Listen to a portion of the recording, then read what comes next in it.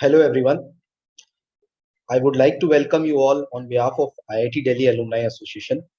My name is Gaurav Goyal, class of 2009, Aravali Hostel, IIT Delhi. I am currently convener of Arogyam Healthcare Initiative of IIT Delhi Alumni Association. IIT Delhi is an institute of eminence as declared by Government of India.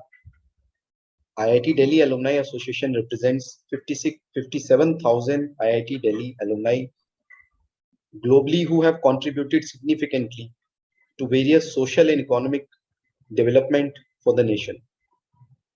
Arogyam, a healthcare and wellness initiative, was started last year by IIT Delhi Alumni Association. Sometimes in corporate world, in our busy schedule, we give less importance to health and overall wellness, and which has long-term ill effects. To bring unique knowledge about healthcare and wellness to our alumni, we are organizing various such events in Arogyam initiative. So far, 3 events have been organized in Arogyam series, and we have received wonderful feedback from our alumni across the globe. In future also, we aspire to invite various healthcare and spiritual leaders from across the world to Arogyam platform. And now, I would like to invite our today's speaker, Acharya Prashant ji. Acharya Prashant is an acclaimed authority on Vedanta, an author of over 80 books, including the bestseller Karma and Ananda, and a powerful voice of socio-spiritual awakening in the today's world. After graduating from IIT Delhi, Acharya Prashant went on to qualify both UPSC and CAT in the same year. After 2 years at IIM Ahmedabad and a few years at corporate, he found himself a higher calling of spreading the ancient wisdom of Vedanta among the masses. And for the same purpose, he founded his mission, which is at the forefront of creating of a new humanity through intelligence spirituality. Today, this movement has touched the life of tens of millions of individuals. Through his direct contact with people and through various books and internet-based channels, he continues to bring clarity to all. So I'll not take much of the time and I would invite Acharya Prashant ji among all of us. Good afternoon. Thank you for having me here and for the kind introduction. And I'm really looking forward to this interaction. Thank you so much. I would like to invite Mr. Pankaj for the first question to Acharya ji. नमस्कार आचार्य जी, मैं Pankaj Kapadia, BTech 2011 batch. आपसे एक सवाल पूछना चाहता था कि do you believe capitalism is at the core of many problems we face today? If yes, what can individuals do about it? For example, at society level, income inequality has kept on increasing. At economic level, greed drives many business decisions as well as government decisions at times. At individual level, it puts us into a constant race for many more things to achieve in terms of monetary gains. And this is how we take education, housing, travel, healthcare, and they have been very expensive nowadays. So I want your opinion on this, that do you believe that this is the core issue to address and how to go about? Acharya sir. Thank you for the question, Pankaj. It's not as if human beings are all right within themselves and pure of intention, simple and innocent beings, and then somehow an alien system called capitalism invades them and victimizes them. But that's how somehow a lot of us would like to think, because this line of thought places the blame of our present condition on something alien to us, So we are then happily able to justify being what we are and claim innocence. Where does capitalism come from? If we say capitalism is to be blamed for our situation as it is, where does this economic and social system come from? It comes from the mind of man. It comes from our own tendencies. Capitalism is just a way of organization of the economy. What does it say? It says that private individuals will have the right to function economically as they please, and that they'll have the freedom to earn profits, and supply and demand will determine the market prices, right? And government would not interfere in such matters. Now, you are giving somebody the right to do economic activity as per his choice. Per se, how can this be blamed for the mess we are in? Let's say you give the right of production and the right of ownership of capital and resources to some other entity, like the government, which we think of as an alternate system, right? You give the ownership of resources not to private entities but to the collective entity called government. Will that really change things? Because if the mind of the human being is corrupted, then so will be the mind of the government, no? I am someone who has been given the right to operate freely and produce and sell as I please. What will I produce? How will I sell? How will I entice my prospective consumer to buy? That depends on the direction of my mind and the center I am operating from. If the center I am operating from is itself animalistic, then I'll want to earn profits for myself, whatever be the social cost. I'll say I might be selling something very useless and also quite dangerous. And if I have to manipulate the customer's mind to get my thing sold, I'll do that.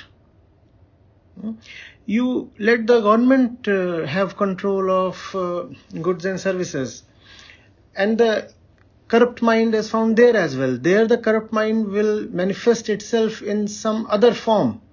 We know the kind of corruption that prevailed in the erstwhile USSR. We know what went behind the Iron Curtain. We know why economic activity had to collapse and why the collapse of economic activity was one of the reasons behind the disintegration of that country. So if we are rotten from within, that rottenness will show up irrespective of the economic system, philosophical system, political system, social system we choose for ourselves. No system will have the power to redeem us because we are the fathers of all our systems. Systems come from us. We don't come from our systems. So the point, the systems come from the source, that has to be cleansed. But that involves something very challenging. That involves challenging the very ego of the human being. And all that we see around ourselves is nothing but the game of the ego, the fundamental existential self. The game is on for the sustenance, the furtherance, and the protection of the ego.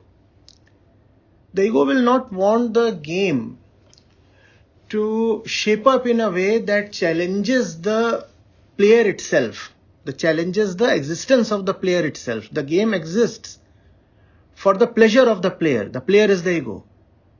But if you want to play the game in a way that the player runs the risk of annihilation, then the player refuses to play the game. But that is what we need today.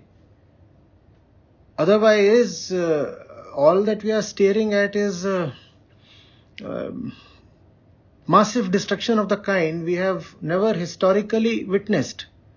Right? So it's not about a debate between philosophies. It's not capitalism versus socialism. It's not any ism versus any other ism. It's fundamentally about self-knowledge. Do we know who we are?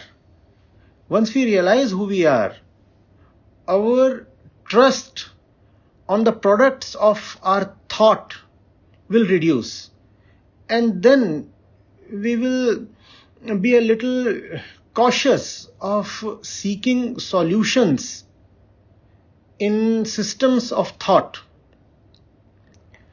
You can come up with newer and newer systems of thought, place your faith in them, and hope that the new system, the seemingly innovative system, will redeem you.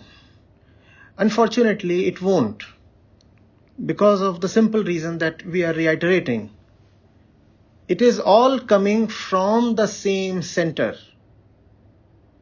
It is all coming from the same place.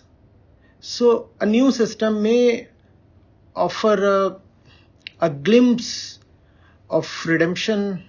It may entertain us and uh, make us optimistic for a while, but these are all false beginnings. They offer a promise that does not last. The change that we need is inward, and it sounds cliched. I know it's been repeated so many times. It's been repeated so many times, but it has never been executed. So let's not just dismiss it as another cliche.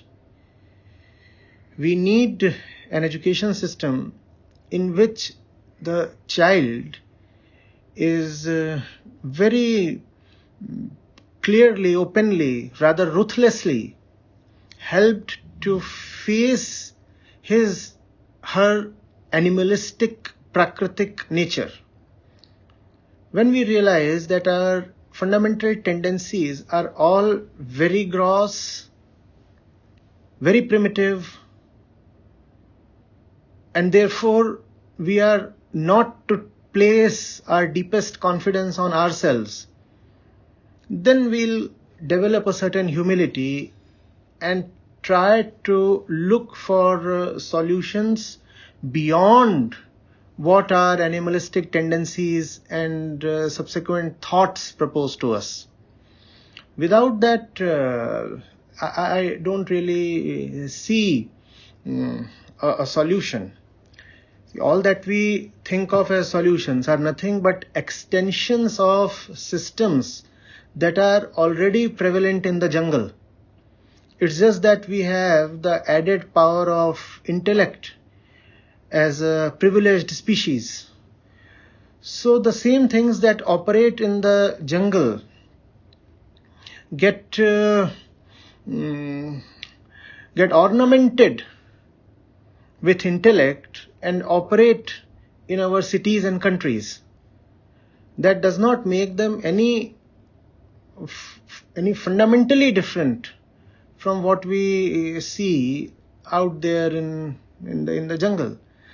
And if we want really something that is subtle, nuanced, sophisticated, sublime, then we'll have to look at another source within us that will give rise to something else. Operating from the same source, we cannot get a different output, a different result. Thank you, Acharya ji.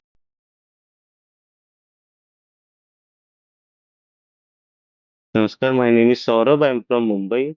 I have been learning from Acharya ji in 8 months. I think Shikshit Ji had already covered most of the points just before me. But I would still like to go ahead and start or share my journey. So first, I had started Acharya sessions with Gita. Obviously, everybody joins Bhagavad Gita first, and eventually, I joined all four sessions. I find listening to all these four sessions in parallel provides you different levels of clarity because all four sessions provide you different aspects in a way. I just try to narrate what different session gives so that everybody probably understands the avlokan from each session or a high level clarity. So Sant Sarita tries to teach you bhajans which are centered around common man's life. It gives you glimpse of how Sant Kabir used to perceive reality around us, which we all see in our daily life, but we don't comprehend it the way Kabir Sahib does. The both Pratyusha, which Acharya teaches, equips you with teachings of Nagarjuna, Lao Tzu. For me, Shunyata Saptati have been very effective. Uh, I don't know because I had this fascination probably about Mukti, but Shunyata Saptati even takes that away from you. There is no Mukti because there is no one. So that is personally effective for me. Then the third session that I regularly listen to is Vedanta Samhita, which is a very core learnings from Upanishad and Ashtavakra Gita that we receive from Acharya. They are based on direct Advait Vedanta principles. Since I have joined Acharya, I have read a literature on Advaita written by multiple people. And the finally Srimad Bhagavad Gita session with which everyone starts their journey with Acharya. Bhagavad Gita is just magical.